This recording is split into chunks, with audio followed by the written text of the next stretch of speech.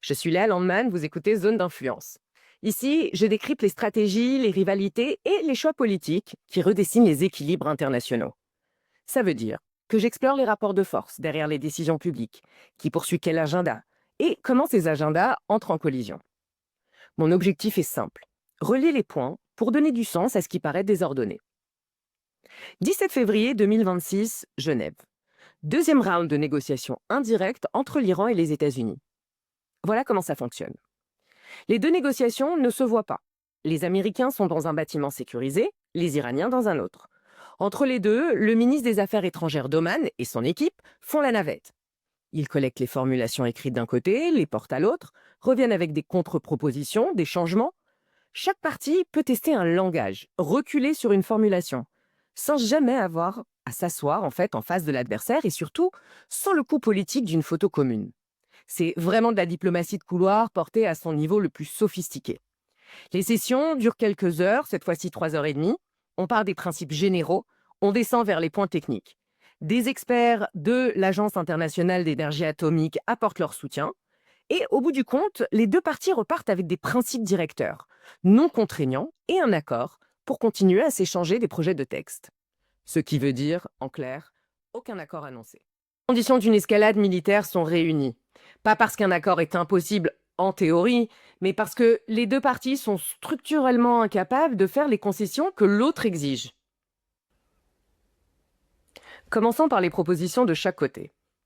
L'Iran propose de suspendre l'enrichissement d'uranium pour 3 ans, maximum 3 ans, de transférer une partie du stock vers la Russie et de conclure des accords économiques. Là, l'Iran parle le langage de Trump. Mais le Wall Street Journal ajoute un détail. Une grande partie de l'uranium enrichi iranien est enterrée dans les sites bombardés en juin. Selon Trump, ces sites ont été détruits. Donc en fait, l'enrichissement s'est arrêté. Donc en fait, l'Iran propose de suspendre ce que Trump prétend avoir déjà détruit. L'agence WANA, côté iranien, révèle une proposition absente des sources occidentales. Un consortium régional pour la production de combustible nucléaire. Condition iranienne, la production doit rester sur le territoire iranien.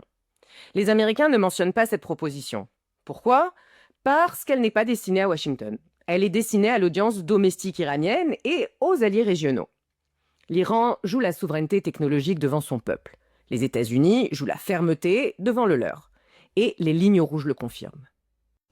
Côté iranien, enrichissement zéro, c'est non. Discussion sur les missiles balistiques, c'est non. Discussion sur les proxys régionaux, c'est non.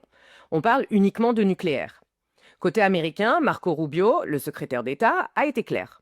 Les discussions doivent inclure des missiles balistiques, le parrainage d'organisations terroristes, le programme nucléaire et le traitement du peuple iranien. Le package complet, quoi. Pas d'accord sur le périmètre même des négociations entre les deux. Et pendant que Genève se déroule, le détroit d'Ormuz est partiellement fermé pour exercice militaire iranien. 20% du pétrole mondial quand même. Khamenei publie un message. Plus dangereux qu'un navire de guerre américain, c'est l'arme qui peut l'envoyer au fond de la mer. Et en persan, il dit « L'Amérique n'a rien à dire sur nos missiles. On négocie, mais on se prépare à la guerre. Les négociations ne sont pas une alternative à la confrontation. En fait, elles sont un outil de gestion du calendrier, un moyen de préparer l'opinion publique, une façon de légitimer la prochaine étape. » Du côté américain, Trump a aussi mis la barre très haut. D'abord, en capturant Maduro, ça a donné de l'espoir aux Iraniens. Mais surtout en janvier, quand des milliers d'Iraniens manifestaient, Trump leur a dit « Prenez le contrôle des institutions, l'aide arrive ».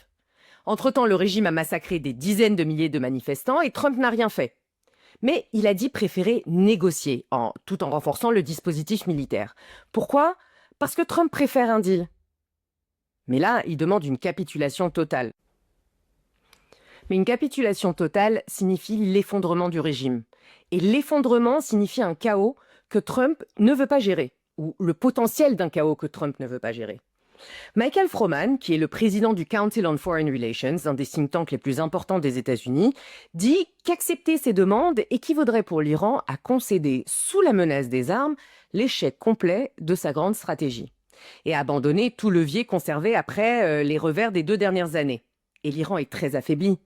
Donc Trump demande en fait à l'Iran d'admettre 45 ans d'échec stratégique. Mais même si une frappe s'avérait nécessaire, elle ne réglerait ni les missiles balistiques, ni les proxys régionaux, et un accord faible serait politiquement pire qu'Obama. aucune option satisfaisante. Alors pourquoi déployer cette armada? Plusieurs raisons se superposent. Avant tout, Trump veut un deal. C'est son truc, il veut d'abord un deal. Et ensuite, le temps sert Trump. Il prouve à sa base politique, opposée à la guerre, qu'il fait tout pour l'éviter. Ça augmente sa légitimité si les négociations échouent. Le déploiement, c'est pas seulement pour frapper immédiatement. On l'a vu. C'est pour créer des conditions permettant de frapper légitimement. Mais Trump ne peut pas reculer maintenant. Pas à cause de l'humiliation personnelle, Trump tourne tout en victoire chez lui, mais parce que c'est toute la projection de pouvoir américaine qui est en jeu. Si Trump recule, alors que l'Iran n'a pas accepté ses lignes rouges, après ce déploiement massif, c'est le message de dissuasion américaine qui s'effondre. En Asie, face à la Chine, en Europe de l'Est, face à la Russie, partout.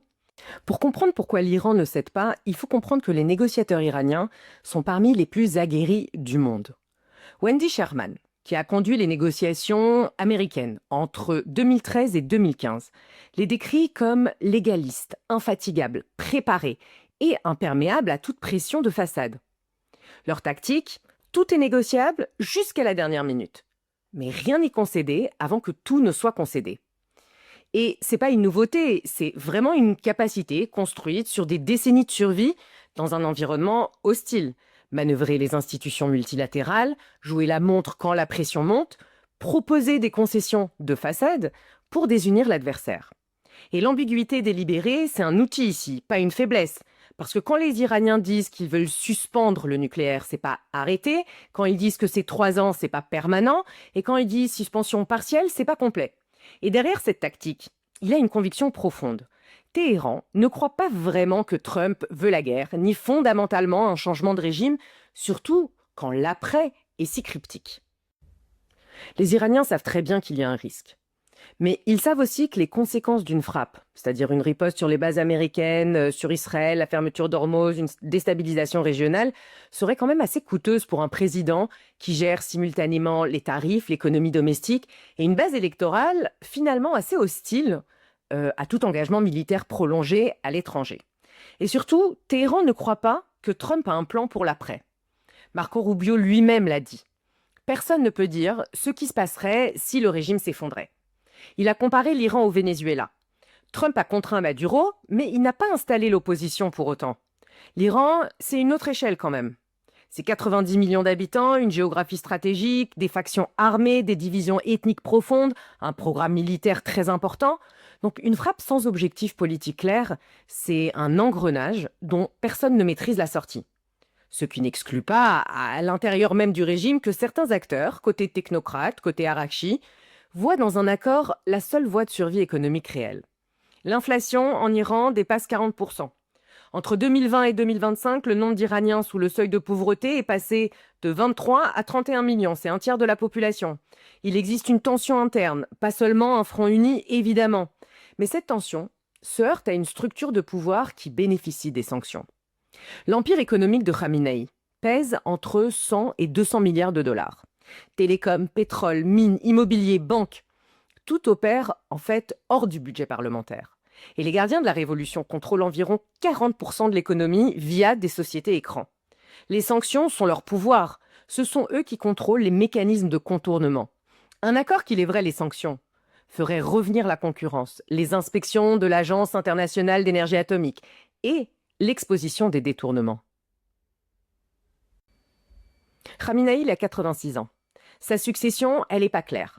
Les gardiens de la révolution donc contrôlent presque la moitié de l'économie. Et lui doit naviguer entre ces contradictions. En plus, il n'est pas du tout certain que Khamenei contrôle complètement la situation. Donc Trump, lui, ne peut pas reculer sans affaiblir la dissuasion américaine globale si l'Iran n'accepte pas ses lignes rouges. L'Iran ne peut pas concéder sans trahir à la fois la logique et la survie du régime et les intérêts économiques de ceux qui le maintiennent en place. Et entre les deux, le terrain d'entente, il n'est pas évident. Un mot sur les pressions extérieures. On entend beaucoup qu'Israël fait pression pour une frappe. Et c'est vrai. Israël pousse pour un règlement complet, c'est-à-dire nucléaire, missiles, proxy, rien de moins. Mais ce qu'on entend moins, c'est que la pression inverse est tout aussi forte.